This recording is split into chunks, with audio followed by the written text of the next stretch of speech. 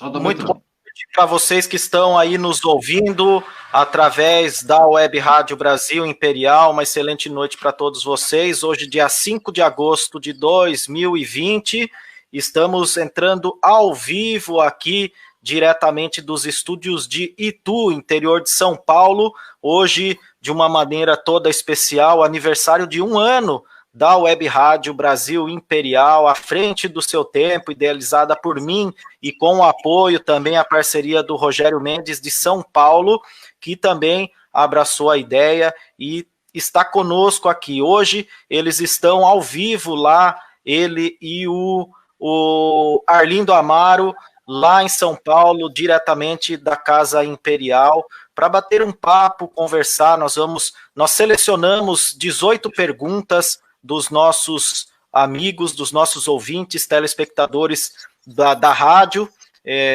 Já foi selecionada, encaminhada para Dom Bertrand, né? E nós vamos fazer aí essas perguntas dos nossos amigos, ouvintes e telespectadores. Eu quero agradecer primeiramente a Deus, né, pela força, pela oportunidade, por nos abençoar para poder tocar esse projeto, a minha família, ao Rogério Mendes e aos nossos produtores, e também especialmente ao Laboratório Oswaldo Cruz de Taubaté Imperial, na pessoa do Daniel, o Anjo do Império de Serquilho, a Cris Artes, Ideias e Sublimação, o canal do professor Neumar Nepomuceno, a DTPS Dream Project Support, soluções para aprimorar e melhorar os seus processos, na pessoa do Walter, a Revolução Administradora de Condomínios, um novo conceito de administrar seu condomínio com mais transparência e participação e facilidade. E também ao Duna Press e Magazine, o seu jornal online, lá o Paulo Barros e toda a sua equipe, dunapress.org.br. E eu quero, neste momento, saudar aí a sua Alteza Imperial e Real, Dom Bertrand de Orleans e Bragança. Boa noite, Dom Bertrand, seja bem-vindo à Web Rádio Brasil Imperial. Seja muito bem-vindo, Dom Bertrand.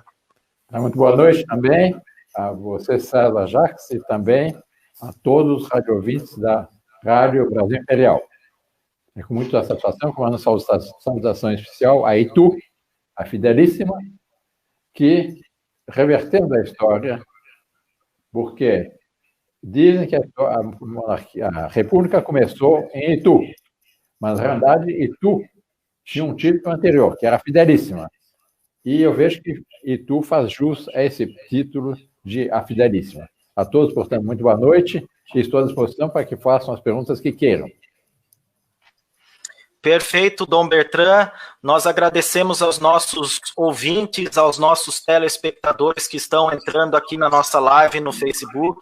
A gente pede para que todos compartilhem a live, para que mais gente, mais pessoas no Brasil e também no exterior possam nos acompanhar. Dom Bertrand, nós temos ouvintes no Japão, nós temos ouvintes nos Estados Unidos, no Brasil inteiro. Os monarquistas abraçaram a ideia da Web Rádio, nós levamos muito conteúdo, muita música, informação, notícia e, claro, muita formação histórica, cultural. Levamos a monarquia durante 24 horas do dia através da Web Rádio Brasil Imperial. Então, nós agradecemos vocês, ouvintes que estão nos acompanhando aqui nesta live, através do site também da Web Rádio. Nós temos muitos ouvintes que não podem acessar aí o vídeo, né, o Facebook nesse momento, mas estão nos acompanhando de diversas partes do Brasil, a essa nossa entrevista, esse nosso bate-papo com Dom Bertrand de Orleans e Bragança.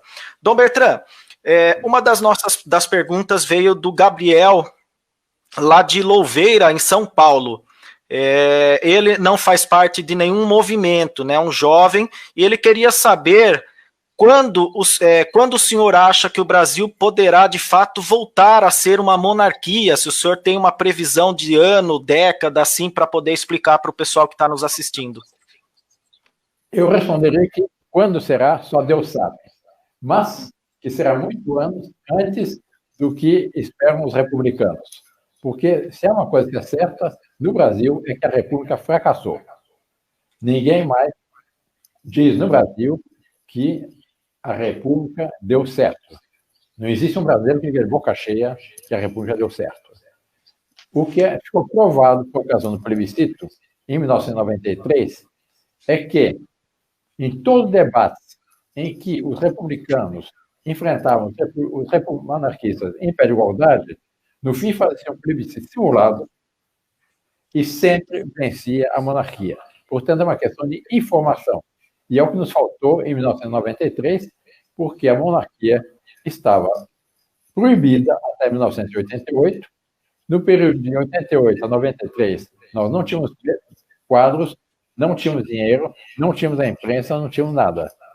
Há uma novidade interessante no Brasil atual, e que é que a mídia, a grande mídia, que sempre foi dominada por certas correntes ideológicas de esquerda, perdeu o seu público. Com as redes sociais e, portanto, com rádios e TVs como a TV Imperial, hoje é possível furar esse cerco que era feito às nossas ideias. Isso nos antecipa a restauração da monarquia. O que nós vimos há pouco tempo atrás no Brasil? O Brasil estava totalmente dominado por uma seita vermelha que tinha se encarapitado no poder por meio do poder econômico, por meio de conchavos políticos, por meio de traições de todo gênero. Bastou que, com as redes sociais, o Brasil autêntico, o Brasil real, pudesse manifestar que essa seita vermelha foi estrondosamente derrotada nas últimas eleições. Por mais que todas as pesquisas afirmassem que o atual presidente perderia, quando se foi ver o resultado, foi uma vitória espetacular. E essa vitória é muito mais do Brasil autêntico conservador do que de uma pessoa. Essa é a realidade. E é esse Brasil autêntico que está voltando. É o Brasil que nas ruas bradava: minha bandeira verde e amarela jamais será vermelha, e, sobretudo, bradava: quero meu Brasil de volta. E é o que nós estamos assistindo.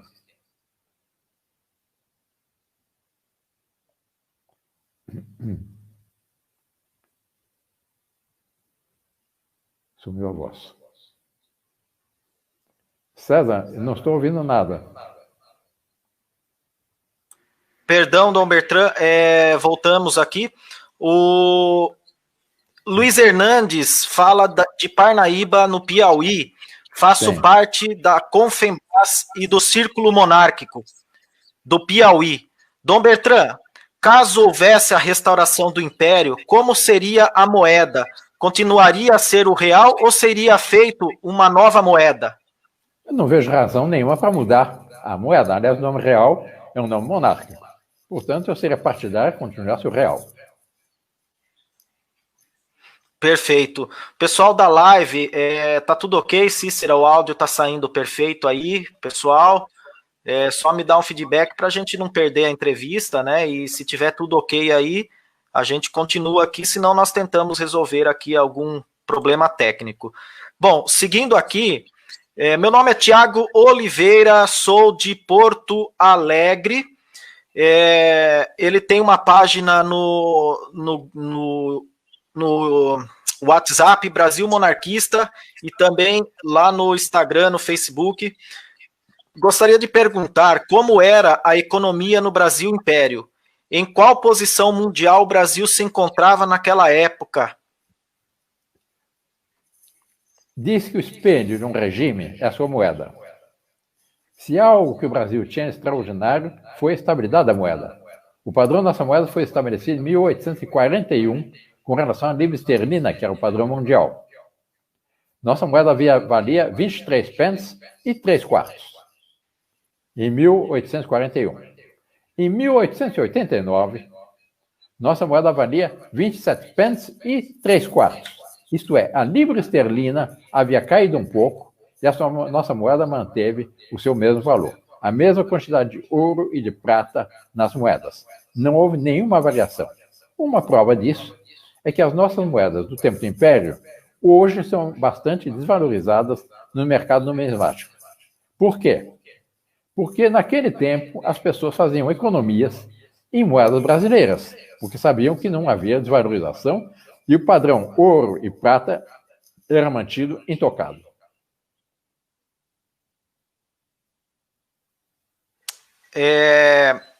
O Arlindo, não sei se o Rogério, não sei se a caixa de som está dando retorno aí, não sei se está ligada, mas está dando um leve retorno aqui para mim, não? Ok. Aí tá desligado, Rogério, aí tá tranquilo. Bom, dando prosseguimento aqui, eu sou Matheus Lima, moro em Altamira, na província do Grão-Pará, e venho perguntar à Sua Alteza. Alteza, você acha... o que Sua Alteza Imperial acha do anarcocapitalismo e o que Vossa Majestade Imperial acha sobre a liberação da posse de armas de fogo para os civis?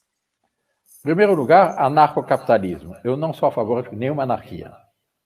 É por isso que haver o livre mercado, mas, evidentemente, não pode ser um mercado selvagem. Por exemplo, não é possível que continue o sistema atual, em que os produtos chineses entram aqui a preço de nada e quebram a nossa indústria. Aqui no estado de São Paulo, nos últimos anos, perderam-se 200 mil empregos na indústria têxtil por causa dos produtos chineses. Porque os produtos chineses chegam, é trabalho escravo, é o Partido Comunista que domina toda a indústria, eles estabelecem preços para quebrar as várias indústrias nos vários países do mundo, e com isso eles quebram e dominam os mercados. Isso nós não podemos aceitar. É preciso haver um livre mercado, mas com um certo equilíbrio. E o normal é que cada nação tenda a produzir aquilo que necessita, para não estar na dependência de outras nações e chantagem de outras nações, como atualmente procuram fazer com a nação a China. Dizem que nós não podemos romper com a China, porque a China é que é o nosso maior mercado consumidor e que o Brasil depende da China. Eu nego essa realidade. Não é a China, não é o Brasil que depende da China, é a China que depende do Brasil. Porque se a China não comprar os alimentos brasileiros, eles não têm onde comprar. E a China vai morrer de fome. E, faltando alimentos, eles vão ter uma revolução social interna. Essa é a realidade.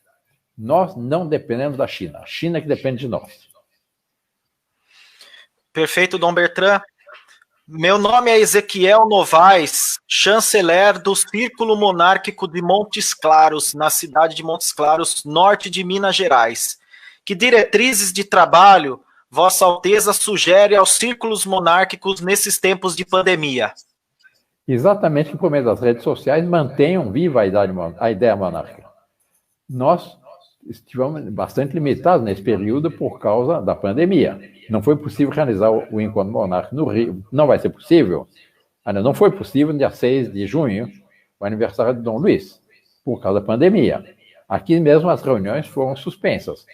Apenas pode dar alguma entrevista como essa, pode ter alguns contatos, visitas. Nós recebemos continuamente visitas aqui. Hoje de manhã recebeu uma visita de uma professora, trouxe seu filho, trouxe uma outra moça junto, e vieram várias perguntas, porque os filhos dela e essa moça, que era colega dele, os dois foram escalados para defender a monarquia num debate na sala de aula deles. Quer dizer, a ideia monárquica está mais viva do que nunca. Essa é a realidade.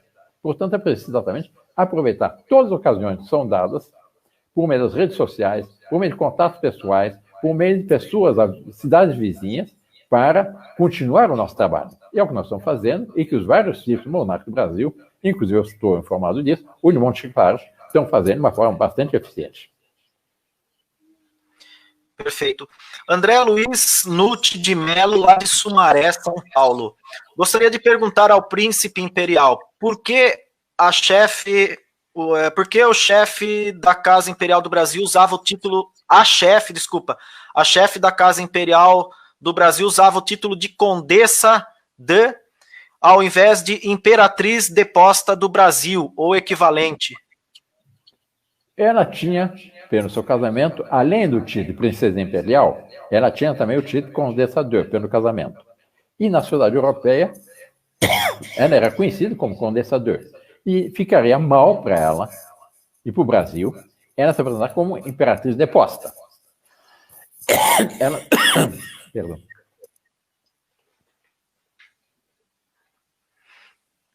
ela era conhecida pelos monarquistas brasileiros como a princesa imperial e como, depois do falecimento do seu pai, de jure, quer dizer, de direito, imperatriz do Brasil.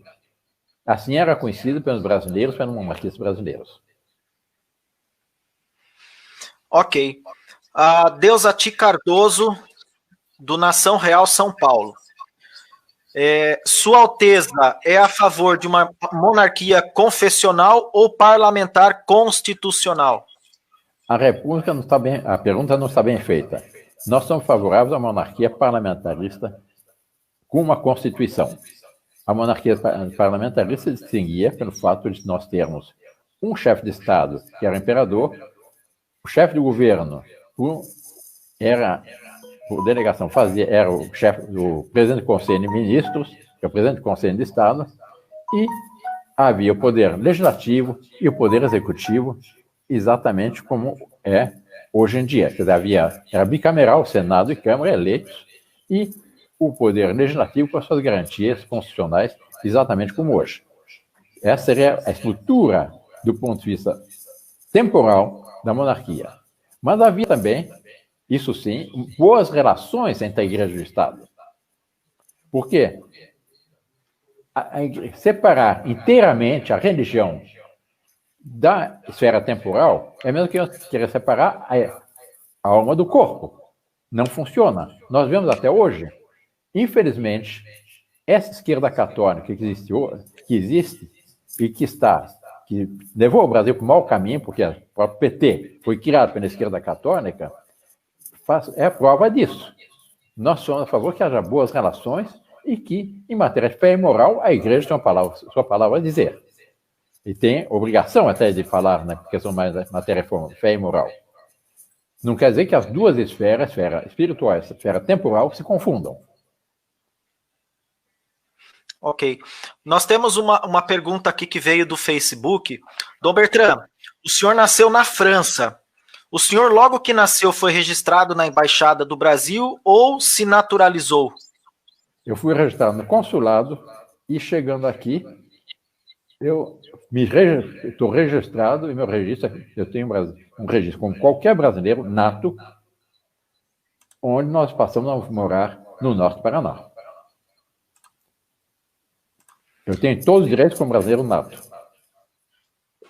Perfeito, Dom Bertrand. O Paulo Hoffman... Pois não, conclua. Não, diga. Paulo Hoffman. O Paulo Hoffman, lá dos Estados Unidos, um dos nossos ouvintes, mandou essa pergunta para o senhor. O senhor é a favor que seja revisto o procedimento sucessório na família imperial, com o casamento somente com alguém da realeza? As princesas reais estão se acabando. Qual a probabilidade da monarquia derrubar o casamento dinástico? Todos abririam a mão da monarquia, condicionando o casamento em prol de Dom Luís? Não há nenhuma razão para mudar uma tradição, porque exatamente a força, a solidez da monarquia depende do respeito às nossas tradições. Eu não vejo nenhuma razão para isso e não há ninguém reivindica isso seriamente. Todos respeitam a Dom Luís, meu irmão mais velho, como chefe da Casa Imperial, e todos desejam que o meu sobrinho, Dom Rafael, e ele mesmo afirma que pretende casar-se com uma princesa. E princesas existem muitas. Ok. Meu nome é Danilo Guareshi. Gostaria de saber a opinião de Dom Bertrand acerca do sistema tributário brasileiro. Calamitoso. O Brasil é um dos países que mais pesadas cargas tributárias do planeta. Era preciso, para poder diminuir os impostos, diminuir o paquiderme estatal. É o que o atual ministro está fazendo, né? Pretende fazer, mas está encontrando toda espécie de dificuldades, porque exatamente hoje nós estamos na consequência da República com a Constituição de 1988, que é uma Constituição de índole parlamentarista, com um sistema presidencial. E nós vemos que o presidente da República, que tem um plano econômico, tem um plano de reformas que é indispensável para a nação, que não consegue governar. Ele mesmo se queixa continuamente que não me deixa governar. Por quê? Porque a Câmara dos Deputados, o Supremo, criam toda espécie de obstáculos.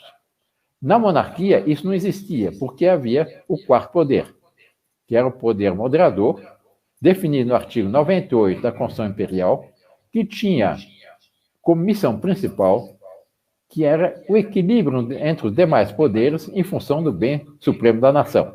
Isto é, o que mantinha o equilíbrio entre o poder executivo, o poder legislativo e o poder judiciário. O que está nos faltando hoje exatamente é o poder moderador.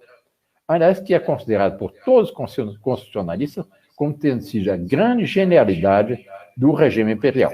Hoje não há um constitucionalista autêntico que negue que a Constituição de 1888 foi a melhor Constituição da nossa história. E foi essa Constituição que nos garantiu o mais longo período de estabilidade constitucional da nossa história, que foi o segundo reinado, de 1840 a 1889. Durante todo esse período, as eleições regulares se realizaram exatamente de acordo com os calendários eleitorais. Nunca houve estado de sítio, nunca houve rompimento dessa legalidade, nunca houve qualquer tipo de censura ou qualquer tipo de limitação às liberdades autênticas do nosso povo. E isso todos os historiadores reconhecem. E foi o período, nesse sentido, pode dizer que foi o período mais autenticamente democrático da nossa história. Dentro do sistema monárquico, é um equilíbrio entre a monarquia, a aristocracia e a democracia. Perfeito. Sou o Lucas Santos, de Araraquara, São Paulo. Quais as medidas estão sendo tomadas para a restauração da monarquia? E quais os planos de Sua Alteza Imperial para o terceiro reinado? Em primeiro lugar, a respeito das medidas. O que nós estamos fazendo é estimular esse despertar monárquico que está surgindo em todo o país. Porque exatamente a monarquia não pode vir imposta de cima para baixo. A monarquia deve vir no encontro às aspirações autênticas do nosso povo. E é isso que nós estamos assistindo. Nunca no Brasil se viu um tal despertar monárquico nos nossos dias. Em toda parte vão surgindo círculos monárquicos, organizações defendendo a monarquia, rádio monárquicas, TV monárquicas, sites monárquicos, blog monárquicos, YouTube monárquicos, Instagram monárquico, Twitter monárquico. Nunca houve algo assim no Brasil. Por quê? Bastou que houvesse uma certa liberdade, que isso está surgindo com autenticidade. E essa é a nossa grande esperança. E aí, nós vemos que o Brasil, nesse sentido, está muito mais próximo de uma restauração do que alguns poderiam julgar. Ok, nós estamos com várias pessoas aqui assistindo essa live, tanto aqui no Facebook como no site da Web Rádio, nos aplicativos. Muitas pessoas mandando perguntas aqui, né? E nós vamos tentar, né? Vamos ver aqui o pessoal que estão nos acompanhando aqui no Facebook, porque nós já fizemos uma campanha aí de uns 15 dias para cá, solicitando que as pessoas mandassem, né, as perguntas para Dom Bertrand, e nós temos aqui várias perguntas, né? Então, assim, não sei se será possível atender todas as reivindicações, todas as perguntas aqui dos nossos ouvintes, tá certo? Então, não fiquem bravos, porque nós temos um compromisso de horário com Dom Bertrand também, senão nós vamos ficar aqui 2, 3 horas mandando perguntas para Dom Bertrand, e não seria possível, não seria muito agradável, né? A gente entende... o tempo não explica. Com certeza, Dom Bertrand. Nós agradecemos, de fato, todos vocês. Eu espero que muitas das perguntas que nós estamos fazendo, já de outros monarquistas que estão aqui, que já mandaram para nós, né? Por isso que nós pedimos com antecedência, porque senão ficaria muito ruim de ler todas aqui ao mesmo tempo, né? Mas podemos fazer algumas depois, não há problema. Podemos continuar algum tema. Ok. O Luiz Marins, fundador do grupo Guerreiros Monarquistas do Rio de Janeiro, pergunta: Vossa Alteza, Dom Rafael já está sendo preparado para reger o Império, caso haja a impossibilidade na linha sucessória? Está perfeitamente operando. Ele está na Europa se preparando exatamente para isso. Ele está estudando, tomando contato com as famílias reais, está na Inglaterra, estão vendo as questões econômicas também, estudando esse problema, que ele é formado nisso, ele tem intenções, ele tem, claro que ele tem uma missão histórica revelada pelo Brasil.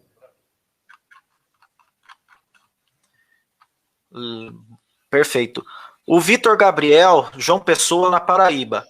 Como o senhor classifica o seu papel como representante da família imperial brasileira na promoção da unidade social dos brasileiros, de todas as raças, credos, origens e em prol de um bem supremo da nação? Exatamente. Nós temos consciência, fomos formados tendo em vista a realização de uma missão histórica.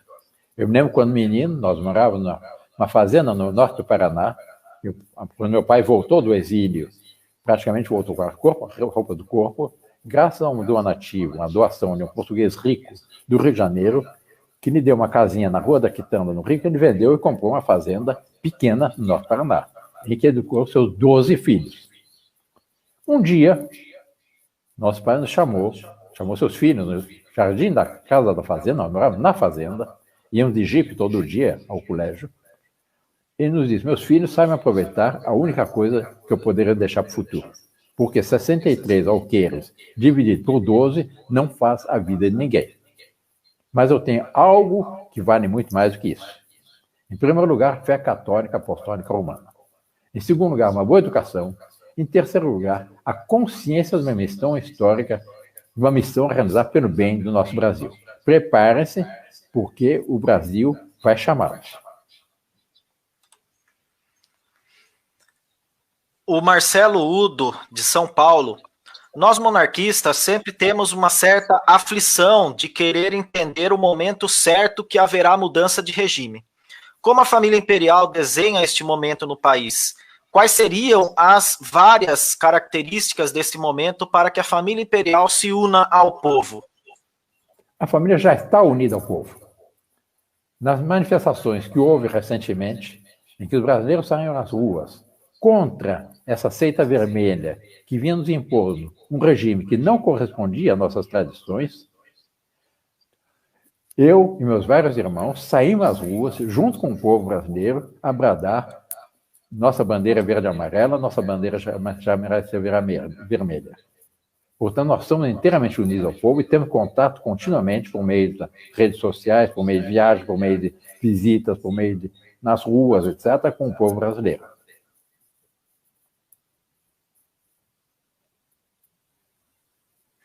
Ok. Dom Bertrand, nós vamos agora dar uma passadinha aqui no Facebook com as pessoas que estão aqui conosco.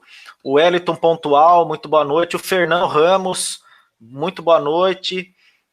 Guilherme Brandão, boa noite. Paulo Rocha, uma vez. Cleiton Macedo, Michael de Andrade, de Sorocaba. Vilma Lopes, uma ótima noite para você também. Gabriel Alencar, Marco Aurélio, a Cícera, o Cauê também, muito boa noite para vocês. O Matheus Guerreiro, viva Dom Bertrand, viva Dom Luiz Gastão, viva Dom Pedro Henrique, viva a nação brasileira, viva todos.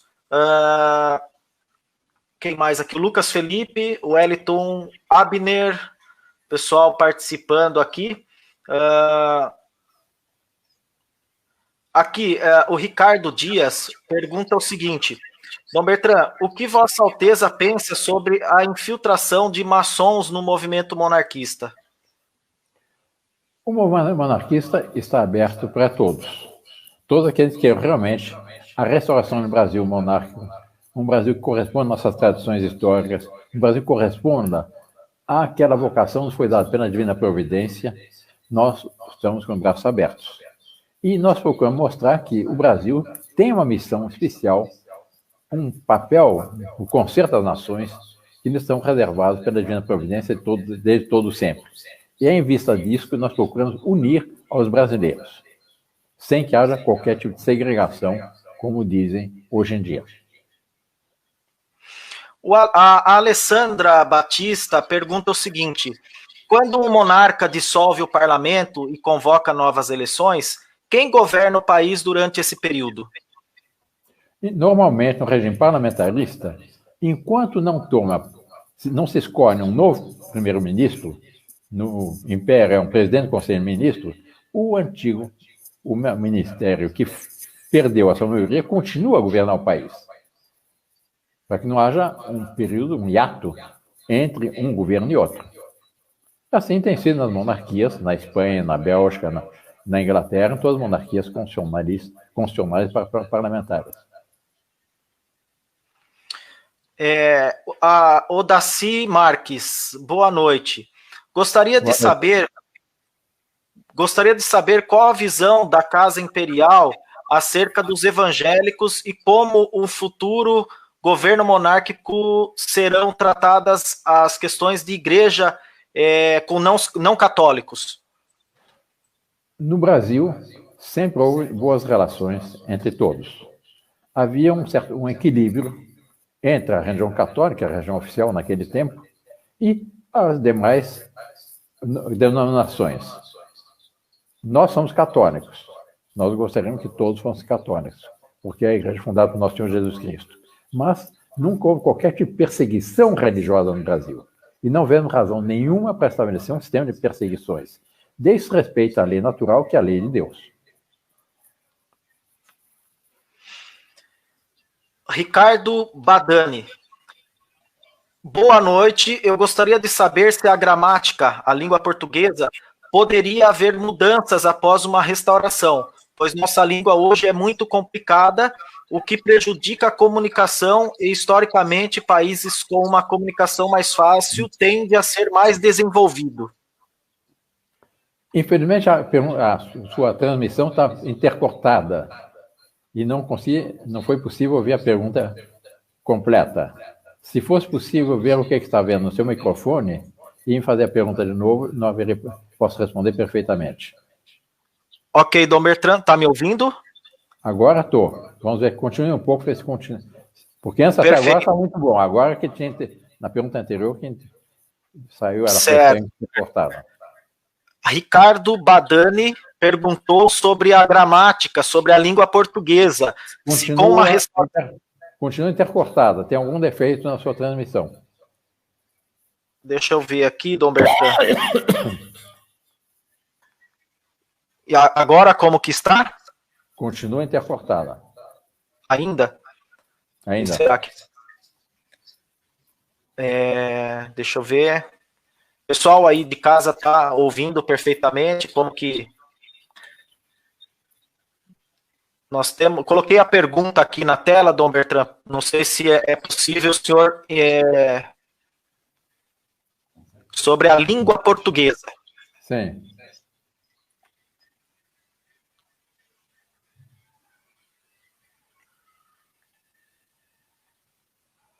Eu já entendi a pergunta. Se deveria haver alguma simplificação do nosso linguajar. Eu considero que toda e qualquer simplificação importa numa decadência cultural. Por exemplo, hoje tendem alguns jornais, alguns blogs, etc., tendem a abreviar as palavras. Em vez de para, dizendo pá. Em vez de dizer não é, diz né.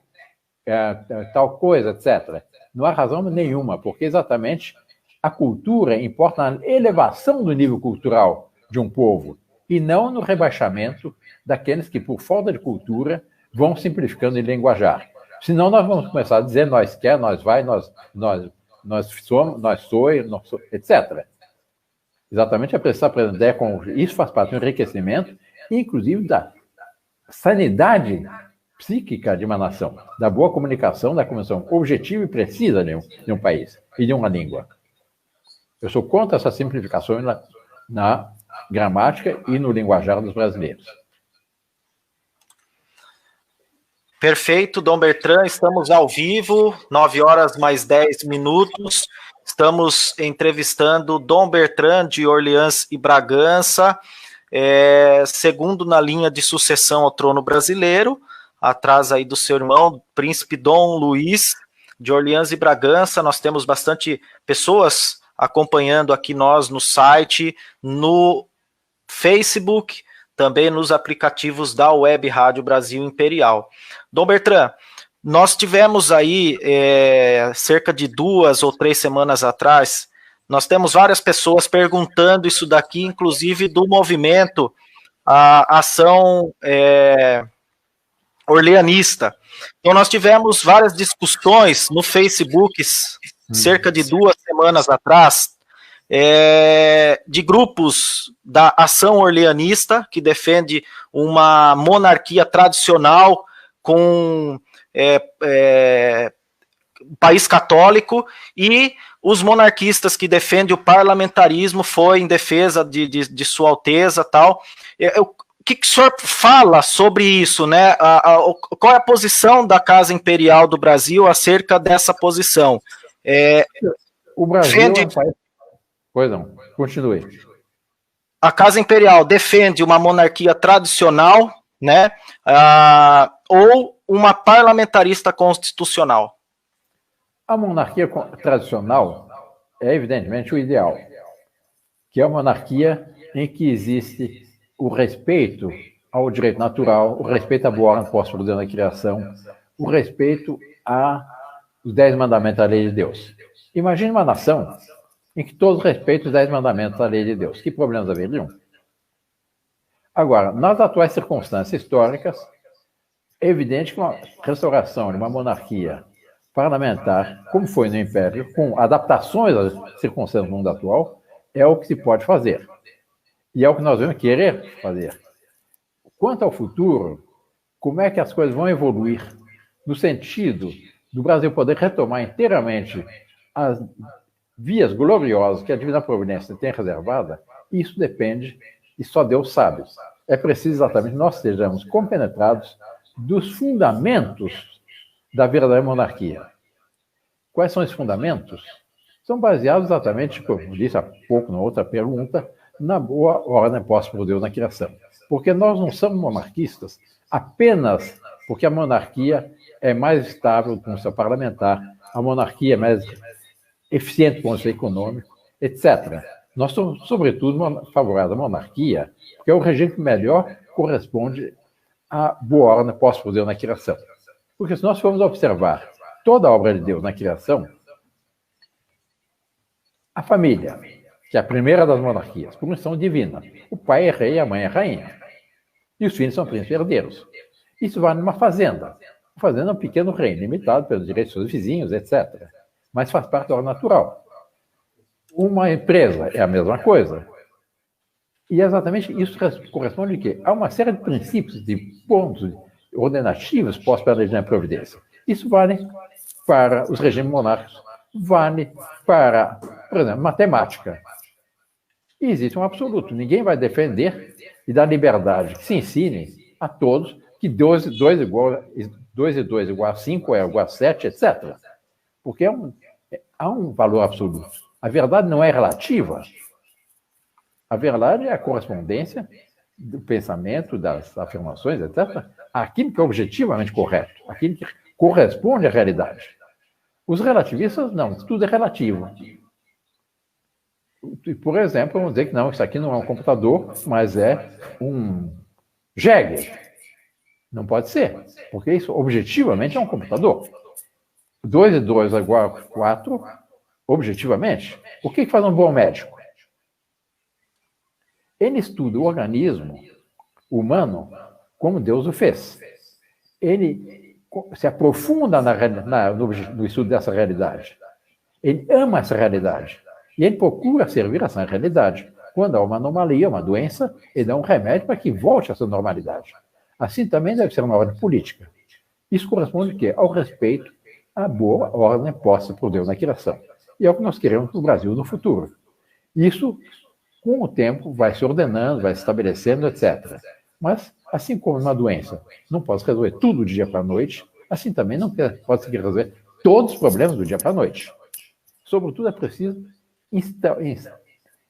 procurar estimular o povo brasileiro a corresponder a esses planos, entender esses planos, e o papel do imperador é exatamente saber auscultar as aspirações autênticas do seu povo e orientar, baseado na sua longa experiência pessoal, a sua nação, ao seu povo, para a realização desses planos. Mas é uma coisa que vai se dando com o tempo. Não se pode resolver tudo agora, como é que vai ser ou como é que não vai ser.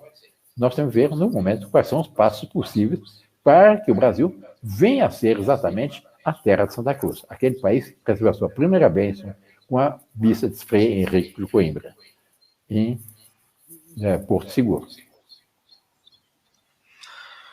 Rodrigo Barros. Alteza, sou de Santos e aqui estamos fundando um círculo monárquico.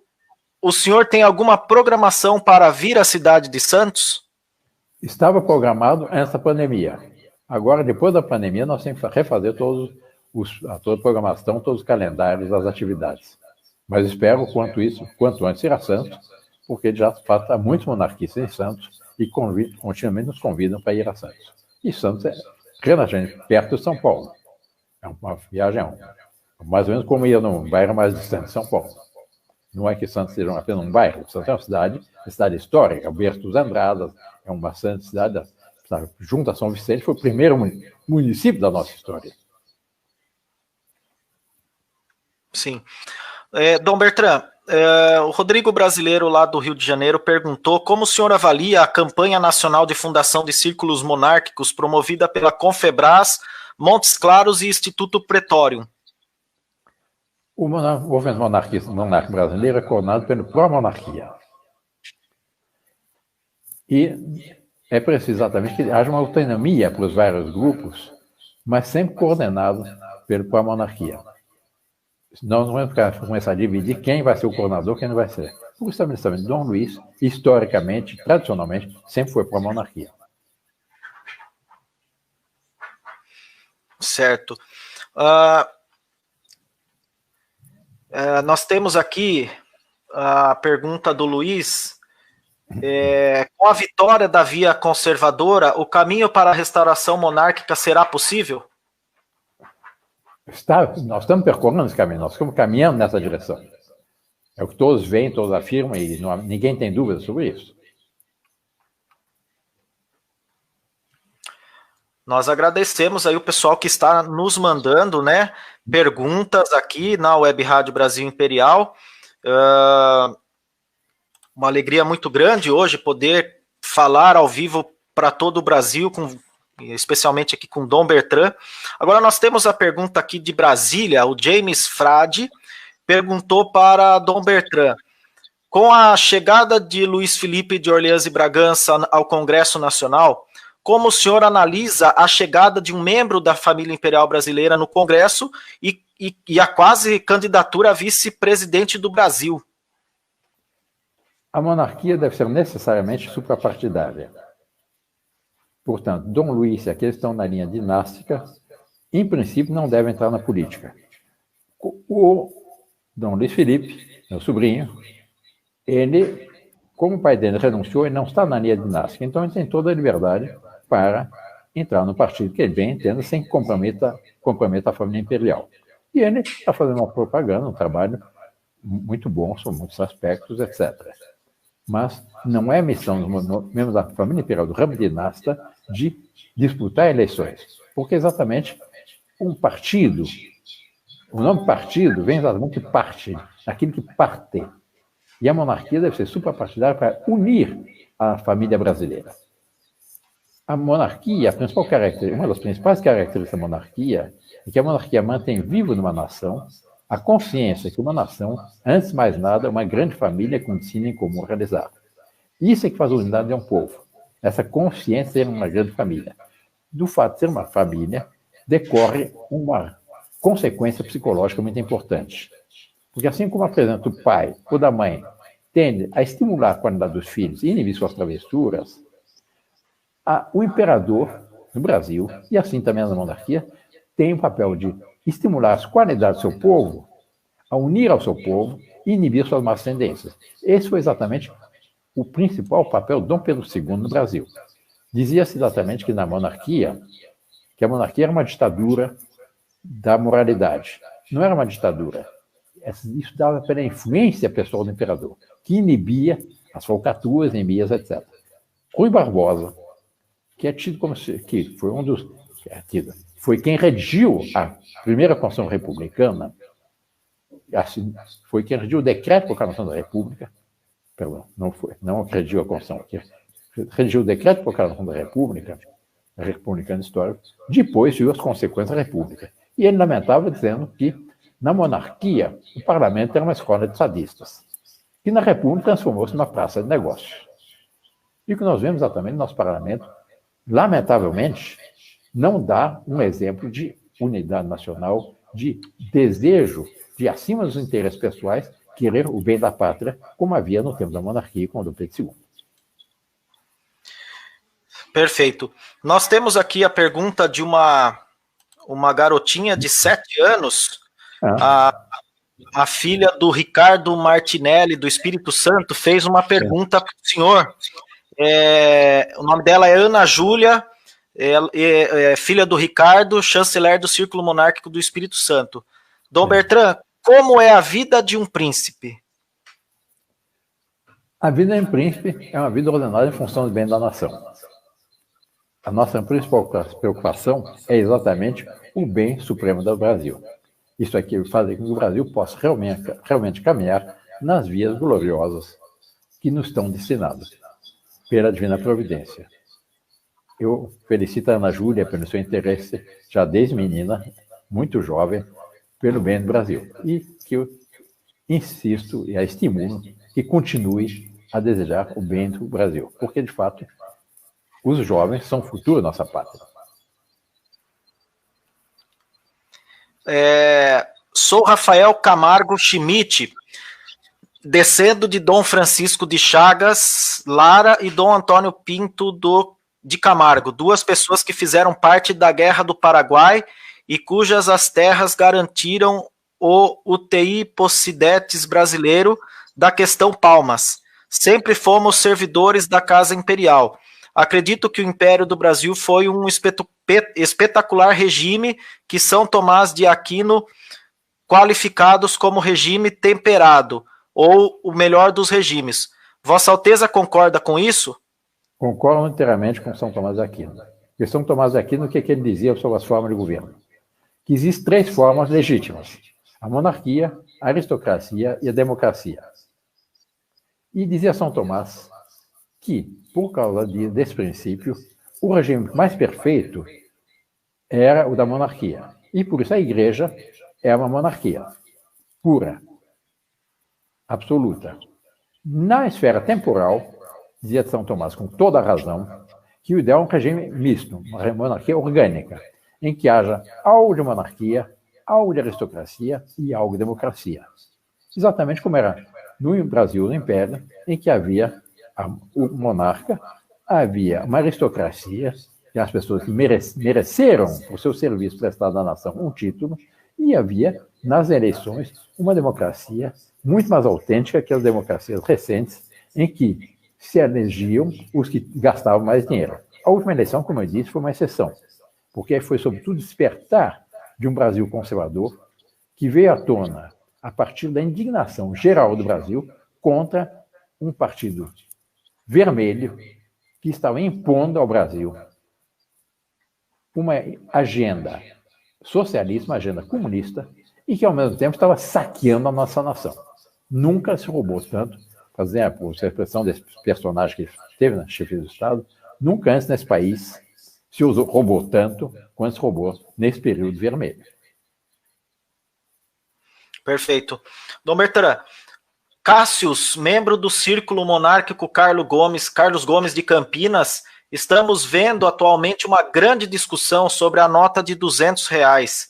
O que o senhor, Dom Bertrand acha sobre isso? O lançamento de papel moeda com valor alto indica a volta da inflação galopante? Não vejo por quê.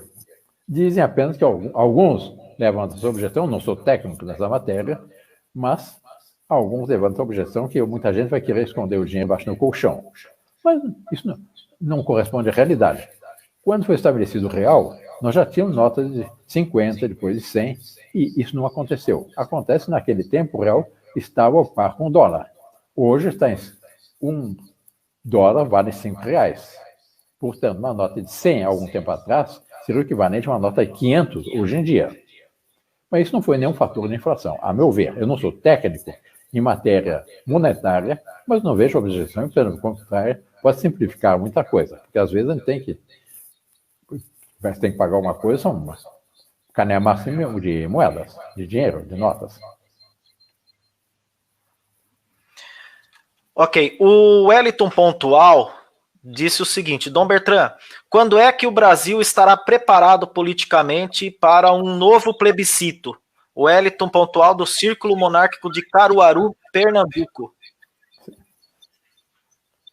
Espero que seja o quanto antes. Isso depende dos vários monarquistas brasileiros que trabalhem seriamente para que chegue a esse ponto. Como é preciso que a sociedade monárquica amadureça um pouco mais, mas eu tenho certeza que se houver um plebiscito proximamente, e se fosse ouvir as aspirações autênticas do nosso povo, aquele Brasil real, aquele Brasil que trabalha, que vence na vida, a monarquia será logo restaurada.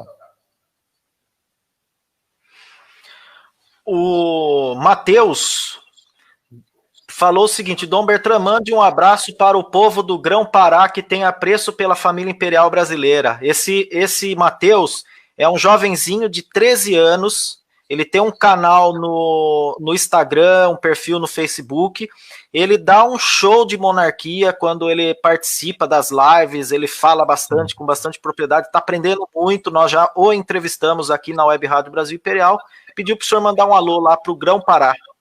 Bom, é uma muito boa ocasião de saudar a antiga província de Grão-Pará, que fazia parte do Pará e do Amazonas, e todo aquele norte do Brasil, Roraima, Amapá, etc. E era uma região que tinha um grande futuro, a tal ponto que, em certo momento, no século XVIII, os portugueses, o governo português pensou seriamente em transferir a capital e o centro do mundo luso para o Pará. O nome de Santarém, Óbidos, etc., vários nomes que existem no Pará, de cidades, foram criados nessa ocasião, e exatamente tendo em vista a eventual transferência da monarquia portuguesa para o Brasil. O Dan Guareshi, na monarquia, perguntou o seguinte: na monarquia seria criada uma House of Lords igual no Reino Unido, Dom Bertrand? Uma que, perdão? House of Lords. Isso. A Câmara dos Lordes. Havia na monarquia uma instituição muito sábia, porque a House of Lords, a Casa dos Lordes, seria o equivalente aqui no Brasil, que foi o Senado. No Brasil, havia, além do Senado e da Câmara dos Deputados, havia um Conselho de Estado. O que era esse conselho? Era um conselho de pessoas exponenciais nos vários setores da atividade nacional, que tinham como missão aconselhar o imperador e aconselhar também, colateralmente, ao presidente do Conselho de Ministros, aos próprios políticos, etc., a respeito de certas questões de interesse superior da nação. E era muito interessante um aspecto. Quando havia um problema mais importante, uma questão mais importante a ser decidida, o imperador tinha obrigação de ouvir o Conselho de Estado. Mas ele podia, depois de ouvir, decidir até de uma forma contrária. Ele teria que assumir a sua responsabilidade histórica. Mas exatamente a missão do Conselho de Estado era uma missão de conselho, de ajudar o imperador a se esclarecer sobre as várias questões. E é o que nós achamos que deve haver no caso de uma restauração do Brasil. Além da Câmara de Deputados e do Senado, eleitos pelo voto popular, como era no tempo do Império. Leonardo Scherer perguntou o seguinte, Dom Bertrand: por qual motivo a Casa Imperial não reativa as ordens do Império? As casas reais depostas da Europa todas mantêm as ordens ativas.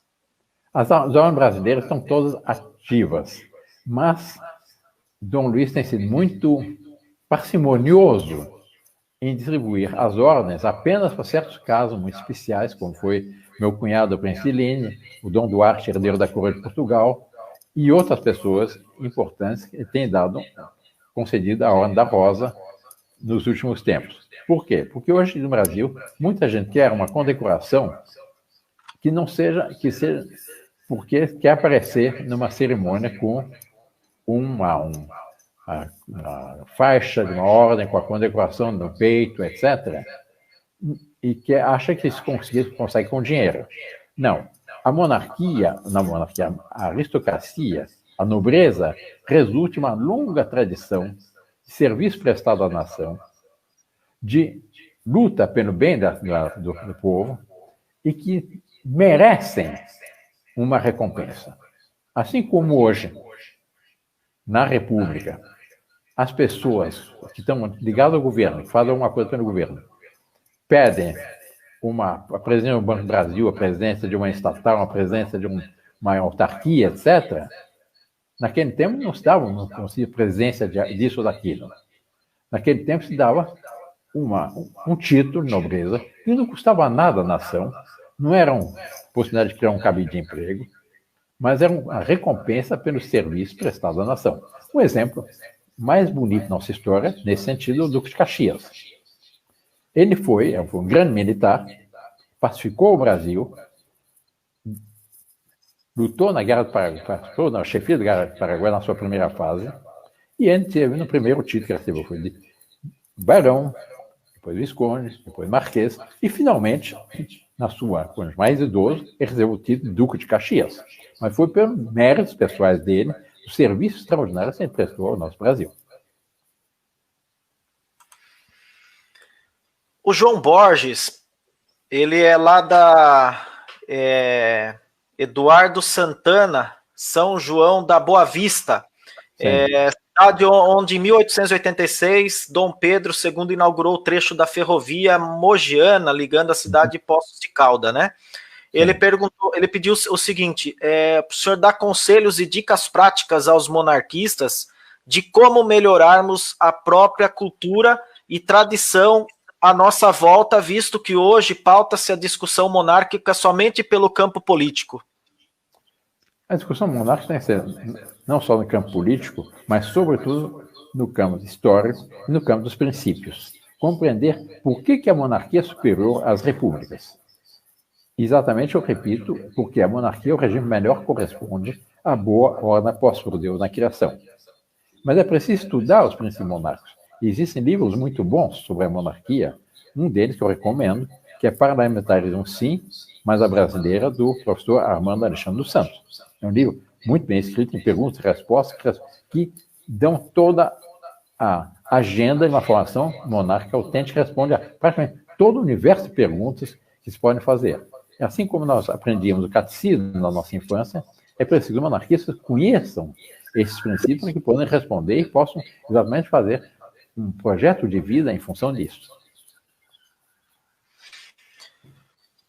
Perfeito, Dom Bertrand. O Luiz Marins, ele perguntou o seguinte: com a restauração monárquica, a Constituição de 1824 será reformulada ou precisará de uma nova Constituição? Eu não vejo nenhuma razão fazer uma nova Constituição. Pelo contrário, é preciso, a meu ver, e o Dom Luiz também tem sempre afirmado, é preciso restaurar a Constituição de 1824, mas atualizá-la ao Brasil atual, porque o Brasil progrediu muito nesse período. Basta dizer o seguinte: o Brasil, quando houve a independência, o Brasil tinha 4 milhões de habitantes. Em 1889, por causa da proclamação da República, o Brasil tinha 12 milhões de habitantes. Hoje o Brasil tem mais de 200 milhões de habitantes. E o Brasil progrediu muito, o Brasil se estabeleceu muito. E, por exemplo, um detalhe que seria preciso atualizar é a questão da federação. Na monarquia, havia uma monarquia unitária. Numa monarquia orgânica, natural, deve haver uma federação, porque a vitalidade de uma nação está na proporção da vitalidade dos vários corpos que constituem essa nação, nas várias regiões, das várias províncias, dos vários estados, etc. E não pode haver um governo unitário que queira ordenar tudo. No Império, como é só 4 milhões de habitantes, com o atual território, um território imenso, praticamente metade da América Latina, América do Sul, era indispensável um governo unitário, porque a tendência naquele tempo era o separatismo, coisa que nós estamos absolutamente contra. Mas hoje, ninguém levanta o problema do separatismo. Entretanto, a federação, o regime federativo, respeita um princípio fundamental numa nação, que é o princípio de subsidiariedade. É o princípio segundo o qual, e aliás corresponde ao natural, um órgão superior só deve fazer o que o inferior não for capaz de fazer por si. Assim, por exemplo, simplificando muito a nossa estrutura, E eu sempre tenho insistido nisso, desde o tempo do plebiscito. Aliás, o próprio ministro da Economia atual, Guedes, volta e meia, dá exatamente o mesmo exemplo. O município só deve fazer o que as famílias que compõem esse município não foram capazes de fazer. Nas famílias, a gente vê aquele todo orgânico do município. São as famílias, os grupos culturais, as associações de classe, todo aquele conjunto do município. É todo orgânico. Por sua vez, o Estado só deve fazer, o governo do Estado, só deve fazer o que as famílias e os municípios não foram capazes de fazer por si. Finalmente, o governo da União só deveria fazer o que as famílias, os municípios e os estados não foram capazes de fazer por si. De tal forma que no topo do governo da União, a estrutura seja pequena, ágil, que possa indicar os grandes rumos, mas que não estejam querendo continuamente intervir em toda a nação.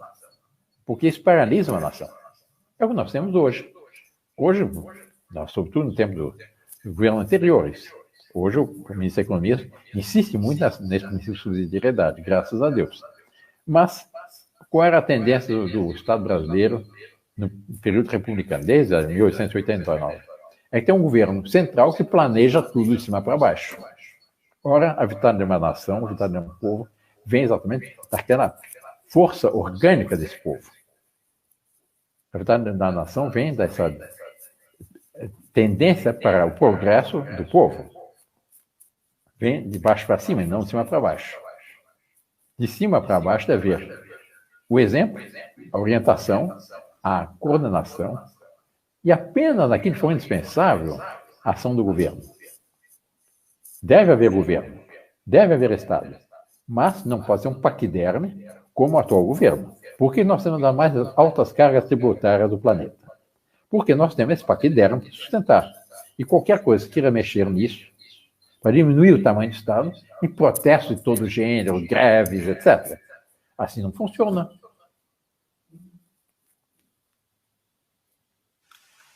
Dom Bertrand, eu vou fazer a última pergunta aqui, do Bruno Santana.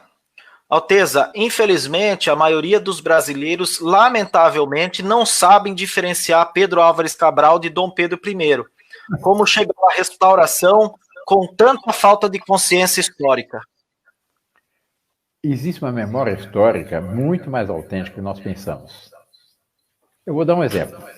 Alguns anos atrás, não me recordo que televisão fez, tinha um concurso para ver qual era o brasileiro mais famoso,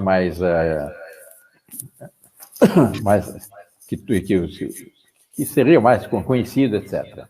E foi, assim como aquele canal de futebol, foi um regime eliminatório. Então no fim, foi a Princesa Isabel e o Getúlio Vargas, o Fernando Henrique, o Lula, etc. E a Princesa Isabel foi desqualificando todos os outros. No fim, para não dar a vitória à Princesa Isabel, como sendo o personagem mais famoso da nossa história, mais importante da nossa história, acabaram fazendo a última disputa foi entre Chico Anísio e a Princesa Isabel. Ora, eu não vejo nenhuma proporção entre Chico Anísio e a Princesa Isabel. A Princesa Isabel é muito mais querida, muito mais conhecida, muito mais... A memória dela está muito mais arraigada na alma do povo brasileiro do que Chico Anísio, não há comparação. Quer dizer, a memória do nosso povo é muito mais autêntica do que parece. Infelizmente, nos últimos anos, sobretudo por causa da educação no sistema Paulo Freire, que é um sistema socialista, comunista, que dominou a nossa educação no passado e que o Brasil está tentando se livrar disso hoje em dia.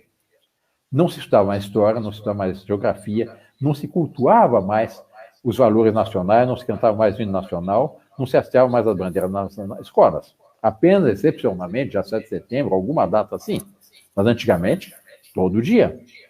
Por quê? Porque era preciso cultuar os valores pátrios, cultuar os nossos heróis, saber valorizar o nosso passado. Nós temos um passado muito glorioso. Não temos nada a nos envergonhar sobre o nosso passado. Nós temos que ter ufania do nosso passado.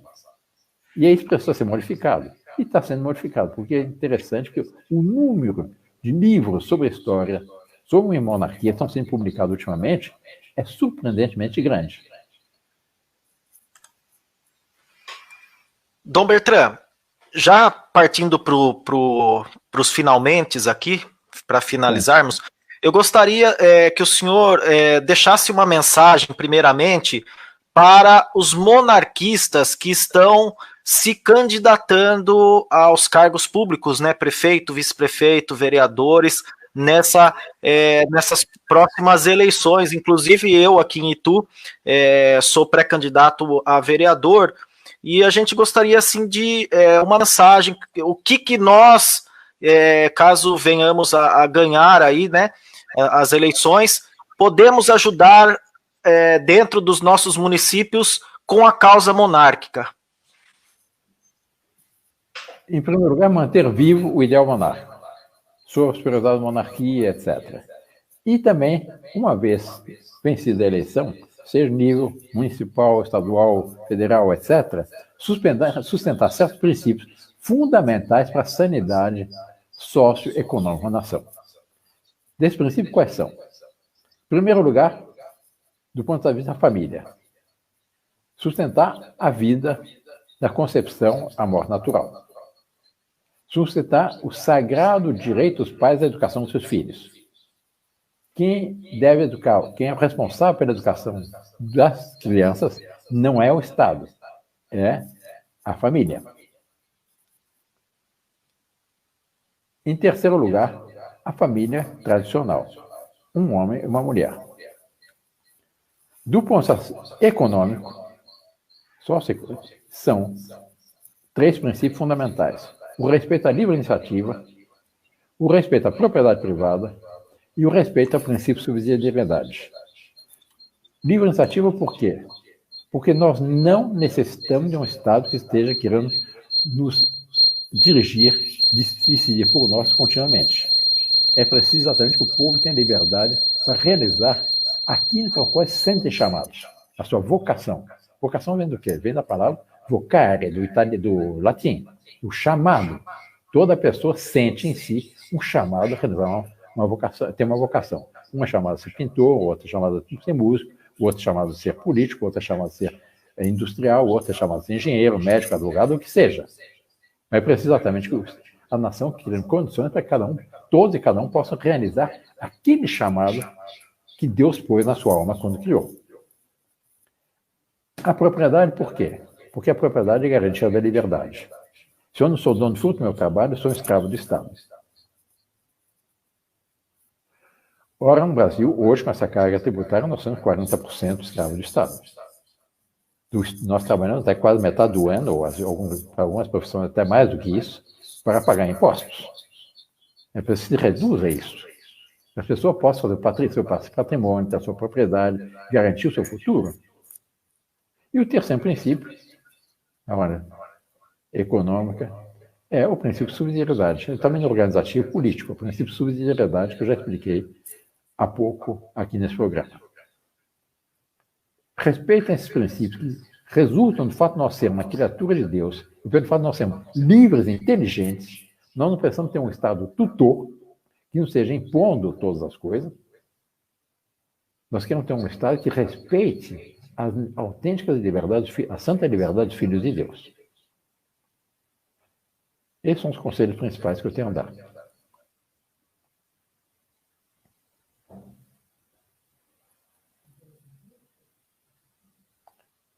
Sumiu a voz.